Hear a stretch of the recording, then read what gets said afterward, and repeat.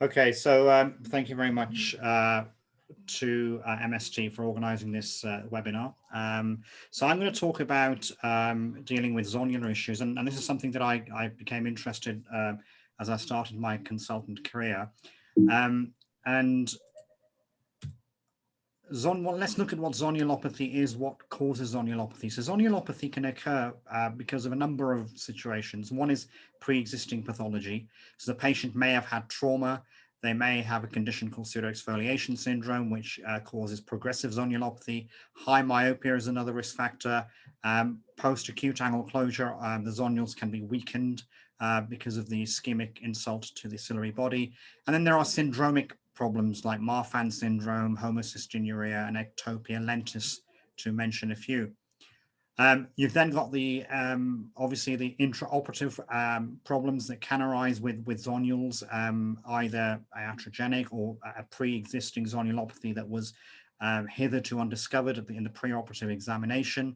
And then you can develop problems in the pseudophakic eye with trauma and also progressive disease such as pseudoexfoliation, which can lead to IOL subluxation and indeed dislocation years later. So when you're managing cases with zonular compromise, you've got to assess, obviously, the degree of zonulopathy, but a lot of things come into when you assess these patients. So the first thing is to look for phacokinesis and iridokinesis. And one of the problems is that if you dilate the pupil, the ciliary body or the ciliary ring is put under tension, and sometimes subtle degrees of phacokinesis can be missed. So ideally, I know more and more cataract clinics are done with pupils pre-dilated, but I think it really behoves us to try and look for signs of phacokinesis and iridokinesis. One of the things I always tell my juniors is that if you see a male patient with a unilateral cataract, always think trauma. Also, you need to be mindful of the degree of clock hours of zonulopathy, presence of vitreous in the AC, and particularly in trauma eyes, intraocular pressure. And the other issue is if you are going to be dealing with cases like this, then you have to assess the patient in the supine position, because sometimes you'll be surprised that if you're dealing with a sublux cataract, when you put the patient in the supine position, it may be in a totally different sort of position to where you saw it on the slit lamp, and that can sometimes be unnerving. Therefore, it's best to examine the patient in the supine position. So let's look at some cases then. So this is a case that was referred to me by a colleague.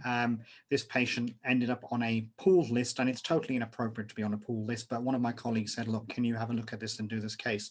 So if you look at the calculation for the risk of PC rupture here, it's almost 100% even for a consultant operating, and 100% if a trainee operates. And so let's have a look at how we dealt with this case. So it's a small pupil, brunescent cataract, pseudoexfoliation with phacokinesis. So I kind of shake the eye beforehand just to get an idea. So that's just a little bit of phenylephrine there to see if we got any dilation, make the temporal incision. We use a soft shell technique here. We use Viscoat and GV, Viscoat to protect the cornea. And then we're going to use a Mangement ring here, which has already been mentioned. But the next thing now is to create our capsular excess. So we're going to use some trypan blue, and we paint the trypan blue onto the capsule, and then we start the capsular excess. And the capsular excess, understandably, is going to be a little bit difficult. But the more of these cases that you do, you kind of realize that actually, even in cases with weak zonules, you can complete a capsular excess without too much trouble. Once you've got a capsular excess, the next thing to do now is to hook the capsule with these MST capsular hooks. And these are really good for dealing with these difficult cases and give you essentially 4-point fixation. And you can see here it's a fairly dense lens. And I like to debulk these lenses centrally. And then you can use the sort of shelf at the end to do a phaco chop maneuver. And I'm just going to sort of speed up a little bit here. And then we managed to complete the cataract surgery here in a routine manner. We complete the IA. Now, here I've put the capsular tension ring in. You've just got to be careful that you don't catch the hooks with that. And then put the lens in. Now, I like to do all of these maneuvers with the hooks on, because all of these maneuvers can put torque and tension on the remaining zonules, so you don't want that to be a factor. So I will keep the hooks on right up until the point that the lens is in. And then you can remove the hooks, you can remove the Mangement ring, and the case is completed. So Let's look at another case. This is a patient who's had an attack of acute angle closure and needs their lens out. So again, I'm always on the lookout for zonulopathy. So I'm just shaking the eye there just to check. Again, this is a shallow AC, quite a bulging lens. And what we're going to do here again is we're going to use Viscoat and GV to deepen up the anterior chamber. Viscoat again because the eyes it's a shallow anterior chamber, so you want to protect the cornea, but also the fact that they've had an angle closure attack, which hits the endothelium as well. Now, you saw me doing the rexus there. You can see these folds appearing within the rexus as you're in the capsule, and these are really signs of zonulopathy. So I'm already on the lookout for zonulopathy here. Now, we're going to start the case here with hydrodissection, and the phaco starts. But during the phaco, it becomes apparent that there is, you can see at the edge here that there's quite a lot of zonular laxity, and if you carry on this, and even the whole rexus is moving now, so if you carry on this case, you're going to run into significant problems. So one of the issues here is identifying a problem and then changing tack, changing your strategy to try and deal with the issue. So we're putting in some Viscoat here just to prevent vitreous from prolapsing through those zonular defects. And we're going to make some incisions here. And even at this stage, it's never too late to put in capsular hooks. So we're going to use the MST capsular hook system again. And it's always better to address the issues rather than having this sort of air of denial and then running into trouble. And it just takes an extra sort of 4 or 5 minutes. And much like David said, I've got a trolley with all the things that I am likely to use during surgery, so I have that to hand, and people know where it is. So then we complete the phaco. And the phaco actually proceeds in a relatively routine manner. We've got to put a capsular tension ring in here. So once again, just very important that when you do put the capsular tension in, so we'll just skip forward a little bit. I'm doing the cortex removal with a Simcoe here because I think the Simcoe is potentially a little bit more gentle and a bit more controlled. You could use bimanual as well here. But anyway, we're now going to place the capsular tension ring here. Again, you've got to be careful not that it doesn't get caught within the capsular tension hooks. And then we put the IOL in, and the case is completed in a routine manner with a good outcome. What about if the zonulopathy is more severe? Now, this is a case of ectopia lentis, and you could hand this over to the VR surgeons and they could do a vitreal lensectomy, but I actually think this is unnecessary. This is a patient, is a monocular patient, and actually she's in her 40s, and therefore a better approach would be to do this from the anterior segment, because actually there is no vitreous in the anterior chamber, and you don't have to worry about any vitreous coming forward, really, if you're careful and you adhere to principles. So you can see the zonules here, which are stretched. We put some Viscoat over here to tamponize this area and some cohesive viscoelastic as well. And then, you can actually perform a capsular rexus on this sublux lens. And again, you've got to center the capsular rexus here on the lens, not on the pupil, obviously.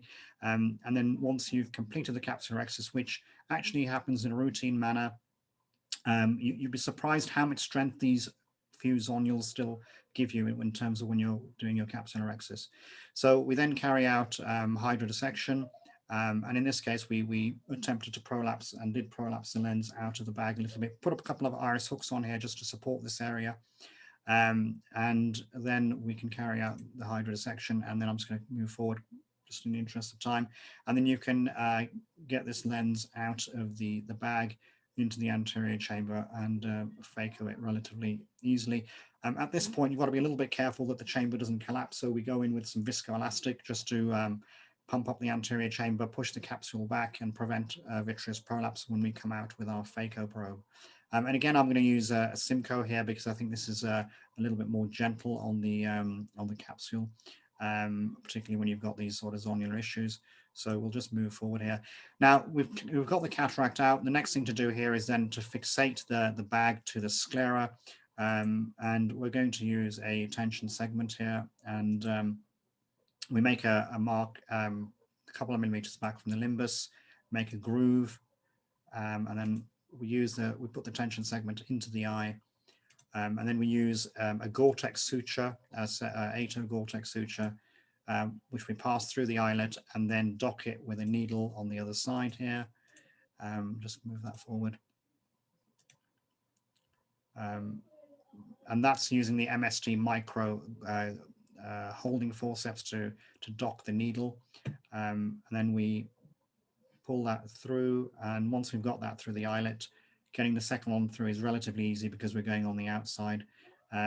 So you end up with a loop of Gore-Tex around the eyelet of the segment, and then you can pull that into position, and we'll just get, there you go, and that pushes the pulls the lens, the capsular bag, into a more central position. We tie that off with a couple of slip knots, put a capsular tension ring in as well for circumferential support of the zonular, of the capsular complex. And then we place our intraocular lens into the capsular bag. And then we finally tighten this off once we're happy with the position of the lens. And this patient did very well and ended up with 6/6 vision unaided without going into the vitreous cavity. So what about iatrogenic problems? So this is a patient who came to see me, having consulted a number of other colleagues. He'd ended up obviously with a complicated phaco, but this wasn't mentioned to him. And he'd had a YAG capsulotomy done centrally here, but he was still very aware, because this is still encroaching on the visual axis. He was very aware of a big shadow in his temporal vision. So I think the best way of dealing with these problems is, again, using the MST instrumentation, so some viscoat going in to protect the cornea. And then we use these bimanual. This is a micro grasper 25 gauge, and these micro curved scissors, which I think are excellent for dealing with capsule. Also very good when you've got a fibrotic capsule in the context of doing a phaco procedure. So we just go around using multiple paracenteses all the way around, and clear the visual axis for this patient. And he had a very good result, just chopping off the last little bit of zonules. There's a few remnant zonules there. And the patient had a good result with a nice opening here. And the other situation we see this, and this is one of my juniors who's done an angle closure phaco. Obviously, sometimes the juniors make a very small rexus, and this is what happens in the context of angle closure. So again, we're going to go in, and I prefer to do this rather than using a YAG laser, because I think the YAG laser sometimes doesn't work. Sometimes you end up using a lot of energy. And in fact, we've recently published a piece of work which actually shows that this is fairly equivalent in terms. This is actually quite a safe technique in terms of complications, and you can get a really nice opening and get rid of this capsular remnant out of the eye. And obviously, I'm still not happy with it because I want to get a nice round circle, so we do that, and that's the end of the case. The patient had a good result. And last thing that we sometimes deal with is these are patients who have pseudoexfoliation, get progressive zonulopathy. This is a patient I operated on some 5 or 6 years ago that pitched up to clinic with reduced vision, and has a history of pseudoexfoliation, and the IOL has basically subluxed. And again, we can deal with these using a minimally invasive approach. You could take the whole lens out and do a scleral fixated lens, but actually you can, using Gore-Tex sutures, you can lasso the haptics here. So again, a bit of viscoat to protect the cornea. We do need to use iris hooks here, so we can get an idea of where the haptic is, and the haptic is just over here, and it's a C-loop haptic. So we use a micro grasper here again for counter traction. We pass the needle through the actual loop of the haptic, and then we can pass this Gore-Tex suture around the loop. And you do this on both sides, and you end up with a well-centered lens through some very small incisions, and you don't really have to take the lens out, and the patient ended up with a good result in terms of her vision. So in conclusion, zonular crises can occur due to many different etiologies, and now we do have multiple tools available to solve complex problems, and excellent outcomes are achievable. Thank you very much.